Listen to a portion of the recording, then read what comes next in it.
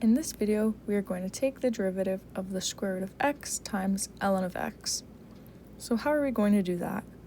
Well, notice we have the product of two functions, right? We have the square root of x, which we can call f of x, and then we have ln of x, which we can call g of x. So how do we take the derivative of the product of two functions?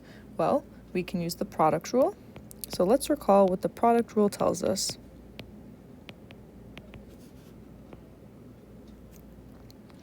The product rule says that the derivative of two functions, the product of two functions, say f of x times g of x, is equal to f of x times g prime of x plus f prime of x times g of x. So it's equal to one function times the derivative of the second function plus the derivative of the first function times the second function.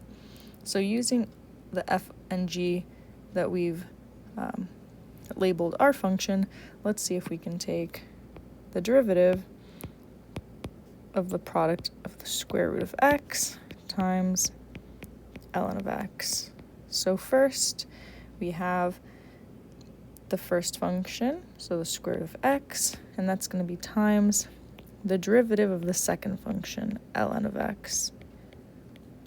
Now, plus the derivative of our first function, which is the square root of x, times the second function, which is ln of x. So now we need to recall two derivatives. So we have the derivative of ln of x, so that's 1 over x. So this becomes the square root of x times 1 over x plus, now we have the derivative of the square root of x. So how do we do that? Well, recall that we can write the square root of x as x to the 1/2. Now if I want to take the derivative of x to the 1/2, I can apply the power rule. So that tells me I would bring the exponent down and then subtract 1 from the exponent. So 1/2 minus 1 is negative 1/2. So this is the derivative of the square root of x. So this is going to be 1/2 x to the minus 1/2. So we have plus 1/2 x to the minus 1/2 times ln of x. So now we can write this a little bit nicer.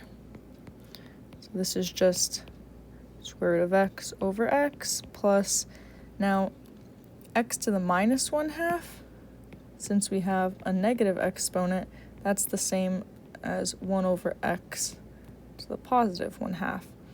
So I can rewrite this as ln of x over 2 times x to the 1/2. Now what is x to the 1/2? Well, x to the 1/2 is also just the square root of x. So if we wanted to write this with consistent notation, because here we have a square root on the left and then just x to the 1/2 on the right, we can write this as the square root of x over x plus ln of x over 2 times the square root of x. And this is our final answer. This is the derivative of the square root of x times ln of x. If this video was helpful, feel free to like and subscribe.